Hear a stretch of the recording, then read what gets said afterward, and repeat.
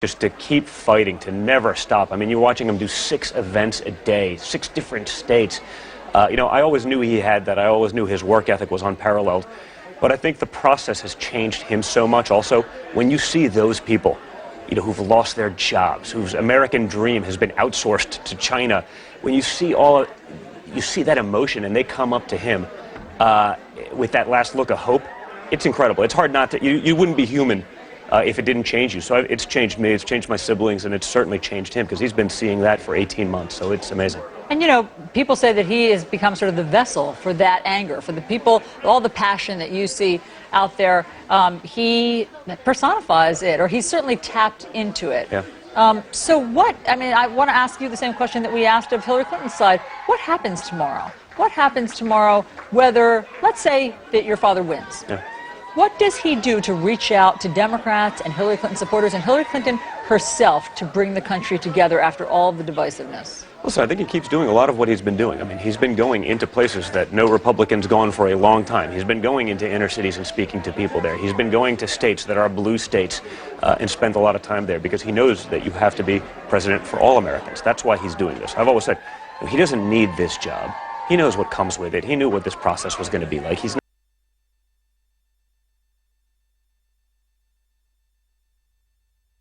not naive, but he did this for America, for the American dream, to preserve that for our kids and grandkids, to make sure. Bipartisan problem. Both sides in the political elite have failed us miserably. They've made promise after promise, all failed. They keep telling us and doing the same thing. They beat their chest really loud in front of their constituents. They get on the floor of the House and they fold. I think people want to see some real accountability. So this is, from day one, has been an election of change. You saw that with the Bernie Sanders effect, why he was able to be so powerful. Now, he was obviously cheated out of the system and, pushed down by the system that we're really rallying against. That's how your side sees it, is that he was cheated and the system was rigged against him. Well, guys, in all fairness, debate questions were given to Hillary Clinton before their debates with him. You can't tell me that that's a fair and balanced system. That's what people are so upset about. That's what I see when I'm on the road every day. I know that was CNN, so maybe it's a little bit more personal here. But you can't tell me that that's just part of the game. Well, you were saying that the person that who was responsible was fired from CNN as a result, because CNN doesn't ever allow that to happen. But that was somebody who went rogue. That we know of. And that's the problem with the system. It shouldn't have happened to begin with. But there are very clear lines. People have picked sides. Media is not fair and balanced or objective anymore, and both sides of that. I'm not arguing that the conservative media is either. But that's the problem. I think we want to get a place where we can have fair conversation, where you can actually have true freedom of thought. Because these days, if you have one, you can't. You're put in a corner. You're put in the basket. You know what happens. You should have freedom of thought. You have it more in the United States than you do anywhere else in the world. Take my word for it. I've been to the bad places. But you don't have freedom of fact. And one of the things, and again, it's an uncomfortable position for you because you're talking about your father, but, saying, CNN makes up poll numbers. That's not true. I understand why the campaign would say that. You are working on people's doubts about the system. And there are real doubts. And that's working to the campaign's advantage. But when people come to you and say, I'm worried about what your father says, and about how he divides, and about the meanness, what can you tell them about your father? Well, listen, if we talk about polls, you can move polls around. I was pretty good at statistics. Depending how you do your samples. There's a lot of leeway in all of these things, and that's why they change every 5 minutes. But you don't lie about poll numbers. My father, that's what I'm saying. I say I wish people saw the employer. I wish people saw the father, the grandfather, because, there is a point in time where you do have to speak loudly, where you do have to be aggressive. Your voice is never going to get heard otherwise. But if those people saw the guy at a dinner table, if those people saw the guy that's employed tens of thousands of people and had their livelihoods in his control, because his success was so dependent on their success. Those are the people. You see story after story of those people that have worked with him for 30 years that really know the real Donald Trump. And that's different. And that's, I think, the Donald Trump that America is starting to see, is starting to know. And I think that's the Donald Trump that America really needs. I think we want someone from outside of this system who's not part of this corrupt scheme where everyone in D.C. has done really well while the rest of the country hasn't seen an effective pay raise in 20 years. That's what our political class keeps promising us, but they never deliver. When they do, it's affordable health care. Well, it's not really affordable when your premiums go up 100%. It's not really affordable when you have a $9,000 deductible, which means you have to get hit by a bus to actually have your insurance kick in. But it's these false promises after false promises.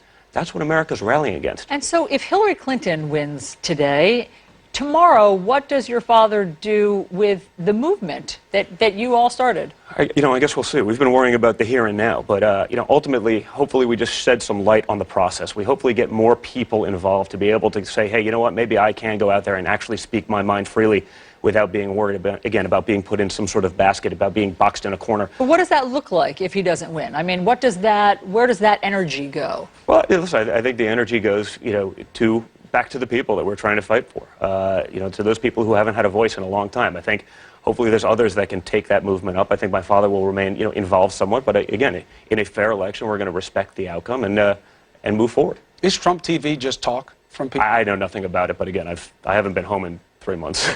Nobody prepares to lose. I've watched a father win and lose big races. Never this big. This is for President of the United States. But you don't prepare to lose. But this is a different race. And your father is going to be relevant if he wins, for sure. If he loses hugely, he's going to be very relevant. Do you think that in his mind and in your collective mind, he needs to help the process right away if it doesn't go his favor? Is that something that's in the thinking? I know you don't prepare to lose. No, of course, you never prepare to lose. But listen, I think there is an element of that. Obviously, we want to see everything happen civilly. We want to be able to do this, with words, conversation. And if we can open up a dialogue and we can create that dialogue where it's acceptable to have that, where you're not just saying, well, you're conservative, so nothing's right, or you're liberal, or you're nothing right. Like I said earlier, it is a bipartisan problem. Both sides in the political sphere has failed us miserably, in the elite. So hopefully we can create that movement where there is a discourse where people can start talking about the difference. I mean, life's a negotiation. If you can actually come up with a happy medium between the two, we're probably actually in a very good spot as a country. If he wins, does he make room for Hillary Clinton in his administration? You know what? I haven't gotten there. I don't know. I haven't thought about those things. How about you? Will any of the family? I mean, you have. I need at least a 10-year break from this. I say, the last 18 months has been the longest 10 years of my life. So no, I think, for the most part, we'll be stay with focused on the business, and that's what we'll do. It's hard though, because if he becomes president of the United States, there's going to be so many responsibilities, so many priorities, and I know there are nepotism laws and all that stuff that you'd have to deal with. But do you think you'd be able to resist the desire to help your father?